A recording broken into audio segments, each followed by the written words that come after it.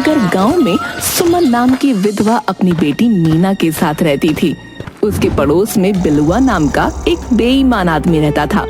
सुमन के खेत के पास से सड़क गुजरने वाली थी, इसलिए बिलुआ उस जमीन पर अपनी नजर गड़ाए हुए था। एक दिन सुबह सुबह बिलुआ सुमन के घर पर पहुंचता है। देखो भाभी, भैया को मरे हुए 16 साल हो गए। मैंने आज तक जमीन पर दावा नहीं किया, लेकिन अब मेरी जरूरतें बढ़ गई हैं, इसीलिए अब मेरी जमीन मुझे चाहिए, बता रहा हूँ। कौन सी जमीन की बात कर रहे हो? अरे वही जमीन जिसे मुझे बेचकर भैया ने अपना इलाज करवाया था। क्या बकते हो? उनका इलाज तो मैंने गहने बेचकर करवाया था। देखो भाभी, भैया के मरने के बाद मैंने उस जमीन पर कब्जा ये सोचकर नहीं किया था कि मीना अभी बच्ची है, लेकिन भलाई का जमाना ही नहीं रहा। भगवान से डर बिलुआ, एक अबला के साथ बेईमानी ना बचेगी। देख लो, भलाई का जमाना। एक तो वक्त पर मदद किया और अब मैं बेईमान भी हो गया। चलो माँ, हम सरपंच जी के यहाँ चलते हैं, अब तो वही हमें इंसाफ दिलाएंगे। हाँ बेटी, अब तो पंचों का ही सहारा है। दोनों माँ बेटी सरपंच चतुर सिंह के पास पहुँच जाते हैं। बिलुआ पहले से ही वहाँ मौजूद था। बोलो सुमन भाभी, तुम्हारा क्या कहना है? बिलवा ने तो बताया कि भाई साहब की बीमारी में तुम लोगों ने उससे जमीन बेचकर सारा पैसा लगाया था और अब उस जमीन को अपना बता रही हो। ना मीना के बाबूजी की बीमारी में इससे एक पैसा लिए हैं, ना ही जमीन इसे लिखे हैं। ये झूठ बोल रहा है। लेकिन इसके पास जो जमीन के कागज हैं, उस पर भाई साहब के अंगूठे के निशान हैं।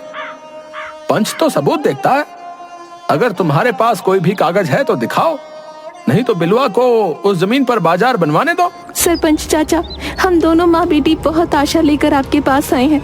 इस तरह से एक तरफा सुनवाई मत कीजिए। रहने दो मीना, बिके हुए सरपंच से आशा करना बेकार है। सुना था पंच परमेश्वर होते हैं, लेकिन याद रखना सरपंच जी, ऊपर वाले की लाठी में आवाज नहीं होती। जब पड़ेगी ना तो छुपने के लिए जमीन कम पड़ जाएगी। दोनों माँ बेटी वहाँ से चली जाती हैं। देखा बिलवा है किस तरह से माँ बेटी को समझाया। उस जमीन में से 1/4 हिस्सा मुझे दे देना। अरे सरपंच जी, बस आप इस तरह से मेरा साथ देते जाइए, फिर देखिएगा आपको गांव का सबसे बड़ा जमींदार बनवा दूंगा। इधर दोनों माँ बेटी घर पहुंचकर रोने लगती हैं। पंडित नेकचंद उधर से गुजरते समय दोनों के रोने की आवाज सुनकर वहां पहुंचते हैं। क्या बात है मीना, तुम दोनों सुबह सुबह क्यों रो रही हो? सब कुछ ठीक तो है ना? वो चाचा, बिलुआ चाचा ने हमारी जमीन हड़प ली। कहते हैं मेरे पिताजी के इलाज के समय हमने उसे बेच दिया था। ऐसे कैसे कोई जमीन ले सकता है? कोई अंधेरगर्दी है क्या? हाँ भैया, मैंने भी सरपंच जी से यही पूछा था, लेकिन उन्होंने कहा कि बिलुआ के पास मीना के बाबूजी का अंगूठा लगाया हुआ कागज है, जिसमें लिखा है कि खेत की जमीन बिलुआ को वो बेच रहे हैं। अच्छा, तभी कहूँ कि चतुर सिंह और बिलुआ आजकल क्यों एक साथ दिखाई दे रहे हैं। दो बेईमान जब मिलते हैं तो समझो कि उन दोनों के बीच जरूर कोई खिचड़ी पक रही है। खैर, भगवान सब देख रहे हैं।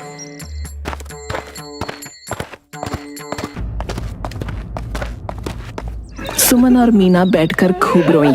फिर अपने आप को समझा लिया कि उनका अब कोई खेत नहीं, सिर्फ ये टूटा फूटा घर है।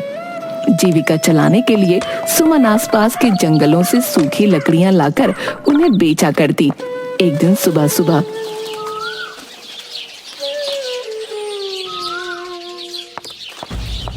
कहाँ जा रही हो माँ? 2 दिन से तुम बीमार हो, ऊपर से इतनी ठंड। जाने दे बेटा, ऐसे भी ठंड में सूखी लकड़ियां नहीं मिलती। घर में राशन नहीं है, क्या खाओगी? 2 दिन नहीं खाएंगे तो मर नहीं जाएंगे, थोड़ा आराम कर लो। सुमन मीना की बात नहीं मानती और चली जाती है। उसके जंगल में पहुंचते ही घनघोर बारिश शुरू हो जाती है। बारिश से बचने के लिए सुमन एक पेड़ के नीचे शरण लेती है। ठीक ही बोल रही थी मीना, मुझे नहीं आना चाहिए था। लकड़ियां भी गीली हो गईं, अब खाली हाथ लौटना होगा। इधर पंडित नेकचंद के यहाँ। पिताजी, बाहर बारिश हो रही है और आप तैयार होकर कहाँ जाने के लिए साइकिल पहुँच रहे हैं? अरे वो सरताजपुर में मुखिया जी के यहाँ पूजा करने जाना है। पूजा सुबह ही रखी है, उन्हें कहीं बाहर भी निकलना है। लेकिन तुम्हारी तबीयत तो ठीक नहीं है। अगर बारिश में भीगोगे तो और खराब हो जाएगी। अरे भाग्यवान, देखो अब तो बारिश भी छूट गई। लाओ मेरा थैला, मुझे जल्दी पहुंचना है। इधर जंगल में बारिश समाप्त होते ही सुमन वहां से निकलती है। तभी वो फिसल कर गिर जाती है और वहीं बेहोश होकर गिर पड़ती है। उसी समय ज्ञानचंद वहां से गुजरता है। अरे पेड़ के नीचे कौन गिरा पड़ा है, जरा देखो तो। पेड़ के पास पहुंचकर, अरे ये तो सुमन भाभी है। भाभी उठो, यहाँ कैसे गिरी पड़ी हो? ओह, लगता है बेहोश हो गई है। ज्ञानचंद साइकिल पर लाद कर किसी तरह वैद्य के पास ले जाता है, लेकिन वैद्य मामले की गंभीरता को देखते हुए शहर ले जाने की सलाह देते हैं। ज्ञानचंद मीना के साथ सुमन को लेकर शहर के डॉक्टर के पास पहुंचता है। ये कब से बेहोश है? करीब 1.5 घंटे से डॉक्टर साहब। बारिश थमने के बाद मैं रास्ते में जा रहा था तो देखा कि पेड़ के नीचे गिरी थी। देखिए, गिरने के कारण इनके सर में चोट आई है, उसी कारण ये बेहोश हो गई हैं। वैसे ये बहुत कमजोर हैं, क्रिटिकल कंडीशन है। इन्हें 3-4 दिन मुझे अपने ऑब्जर्वेशन में रखना होगा। तीसरे दिन सुमन को होश आता है। डॉक्टर साहब देखिए ना, माँ को होश आ गया। गुड। देखो ये बहुत कमजोर है, इनके खान पान पर विशेष ध्यान देने की जरूरत है। अभी इन्हें जो खाने का मन है वो खिलाओ। माँ क्या खाओगी? मुझे हुआ क्या था, तुम लोग मुझे कहाँ ले आए हो? माँ तुम जंगल में पता नहीं कैसे बेहोश हो गई थी। अरे हाँ, मेरा पैर फिसल गया था। उसके बाद क्या हुआ मुझे नहीं पता, कुछ चटपटा खाने का मन कर रहा है। तभी ज्ञानचंद वहाँ आते हैं। अब कैसी हैं भाभी? अभी अच्छी हूँ, धन्यवाद पंडित जी। आप ना होते तो शायद मैं जिंदा ना रहती। मीना अकेले क्या करती? अरे भाभी, सब ऊपर वाले की लीला है। हम सब तो एक कठपुतली हैं। बेटा मीना, ये लो पैसे, बाहर से कुछ चटपटा खाने को ला दो। मीना बाहर जाकर देखती है तो वहाँ पर सिर्फ फल, जलेबी, पूरी यही सब मिल रहा था। तभी उसकी नजर मोमोज पर पड़ती है। दुकानदार से पूछने पर वो बताता है कि तीखी चटनी के साथ खाया जाता है। मीना मोमोज लाकर माँ को खाने के लिए देती है। वाह, क्या है ये? बहुत अच्छा और स्वादिष्ट पकवान है। दुकानदार ने इसका नाम मोमोज बताया। तुझे अच्छा लगा माँ? घर जाते समय 1 प्लेट और खरीद लूंगी। ठीक है बेटी, ये ले, एक तू भी खा के देख। मीना मोमोज खाकर देखती है, उसे भी मोमोज बहुत अच्छे लगते हैं। घर जाते वक्त 1 प्लेट मोमोज वो गांव ले जाती है।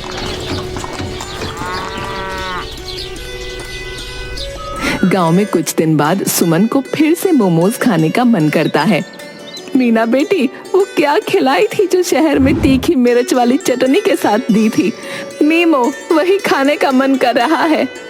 मीमो नहीं माँ, मोमोज। लेकिन गांव में तो कहीं बिकता ही नहीं वो। हाँ बेटा, छोड़ो, तीखा सब्जी रोटी ही बना लो। माँ जब मोमोज वाला मोमोज बना रहा था तो मैं उसे देख रही थी। रुको, कोशिश करती हूँ मोमोज बनाने की। मीना घर में ही अपनी विधि से मोमोज बनाती है और सुमन को खाने को देती है। तभी ज्ञानचंद अपने परिवार के साथ सुमन को देखने वहां पहुंच जाते हैं। वाह मीना, ये तो उस दिन से भी अच्छा मोमोज है, बहुत स्वादिष्ट है। क्या? बहुत ही स्वादिष्ट है। अरे वही जो शहर के अस्पताल में खिलाई थी, मीमोज। मीमोज नहीं माँ, मोमोज। हाँ वही। बेटी अगर और है तो इन लोगों को भी खिलाओ ना। रुक मीना, मैं भी आती हूँ। कैसी हो बहन? उस समय जंगल में जाने की क्या जरूरत थी? सब ठीक है बहन। अरे मेरा खेत बिलू और सरपंच चतुर सिंह मिलकर हड़प लिए, नहीं तो मुझे काहे की जरूरत थी लकड़ियां चुनकर बेचने की। तभी मीना और किरण गांव में बना देसी मोमोज लेकर आते हैं और सब मिलकर खाते हैं। अरे वाह मीना, इतने स्वादिष्ट मोमोज मैंने जिंदगी में नहीं खाए। सचमुच तूने कमाल कर दिया। ऐसा कर, तू इसे बनाकर गांव के बाजार में ही बेच, इसमें ज्यादा पूंजी भी नहीं लगेगी। सचमुच बहुत स्वादिष्ट है। बाजार में खूब चलेगा। किरण को भी बनाना सिखा दो ना, दोनों मिलकर बनाना। मीना और किरण मिलकर दोनों गांव में ही देसी मोमोज बनाकर गांव के बाजार में बेचने लगती हैं। जल्द ही देसी मोमोज का टेस्ट गांव के लोगों में फेमस हो जाता है। किरण और मीना की मदद करने के लिए विजया और सुमन भी मोमोज बनाने लगती हैं। इधर ज्ञानचंद भी देसी मोमोज को साइकिल पर रखकर शहर में जाकर बेचने लगता है। जल्द ही लोगों की भारी डिमांड को देखते हुए मीना और किरण का परिवार शहर में जाकर बड़ी सी मोमोज की दुकान खोल देते हैं। एक दिन शहर का प्रतिष्ठित वकील सुधीर उसकी दुकान पर आता है। माँ जी, आपके लजीज मोमोज कोर्ट में मैं हमेशा खाता हूँ। मेरे क्लाइंट लेकर यहाँ से जाते हैं।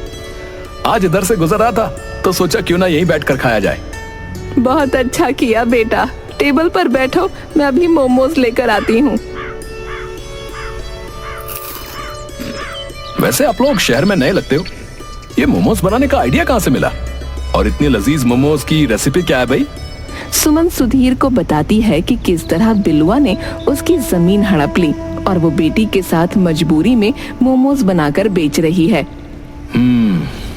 इस तरह से जमीन कोई नहीं हड़प सकता, उसके लिए कानून है। मैं आपकी जमीन वापस दिलवाऊंगा। सुधीर नाजायज तरीके से जमीन पर कब्जा करने के खिलाफ बिलुआ और चतुर सिंह पर कोर्ट में केस दाखिल कर देता है। कुछ दिनों बाद कोर्ट चतुर सिंह और बिलुआ पर 25-25 हजार रुपए का जुर्माना और 6 महीने के कारावास का फैसला सुनाती है। सुमन जमीन वापस मिलने से खुश हो जाती है। मीना की मोमोज की दुकान शहर की सबसे फेमस दुकान हो जाती है।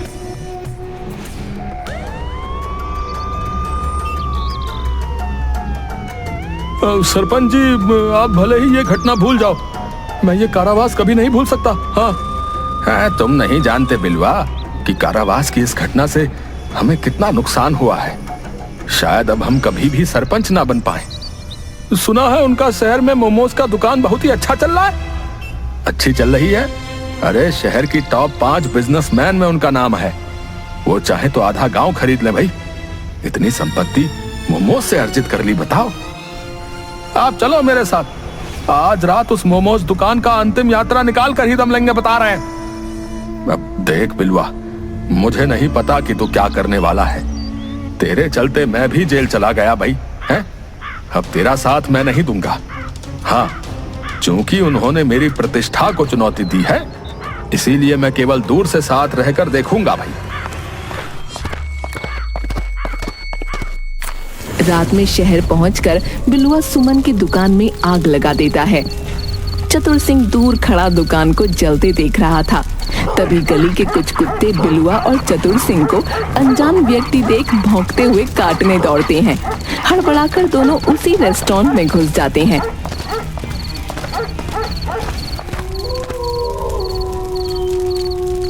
अरे कमीने, हैं? तेरे चलते आज कुत्ते से छिपते फिरने के दिन आ रहे हैं। सरपंच जी, मैंने थोड़े कुत्तों को काटने को कहा था। अबे अनजान शहर में आधी रात में आगजनी करेगा, हैं? तो कुत्ते क्या तेरे तलवे चाटेंगे बे? हैं? आग की लपट हमें अपने चपेट में ले ले, उससे पहले हमें आग को बुझाना होगा। अरे वैसे भी मेरे पिछवाड़े में लपट की तपीश महसूस हो रही है भैया। तपीश नहीं सरपंच जी, आपके पिछवाड़े में सही में आग लगी है। अबे देख क्या रहा है? अरे बुझा इसे जल्दी बे। सवेरे तक दोनों आग बुझाते बुझाते घायल हो जाते हैं। आग की खबर सुन सुमन और मीना वकील सुधीर के साथ वहां पहुंचते हैं। अरे चतुर चाचा और बिलुआ चाचा, तुम दोनों यहाँ क्या कर रहे हो? अरे पहले हमें बचाओ, बाद में बताऊंगा कि कैसे यहाँ पहुँचा। सुमन एम्बुलेंस से दोनों को अस्पताल भेजती है। 6 महीने का बेड रेस्ट दोनों को हो जाता है। कुत्ते, तेरे चक्कर में पूरा 1 साल बर्बाद हो गया। कोई बात नहीं, इस बार ऐसा प्लान बनाऊंगा कि फेल होने का सवाल ही नहीं है। कमीने, दूर हो जा मेरी नजरों से अभी के अभी। सिस्टर, इसे दूसरे वार्ड में ट्रांसफर करो। तभी मीना मोमोज लेकर वहां आती है। ये लो सरपंच जी, मोमोज खाओ, सवेरे से भूखे होंगे ना, माँ ने भिजवाया है। लाओ, मुझे भी 2 चटपटा तीखा मोमोज। कल रात से भूखा हूँ। साला जेल में 6 महीने से उबला हुआ जला पका खाना खा रहा था।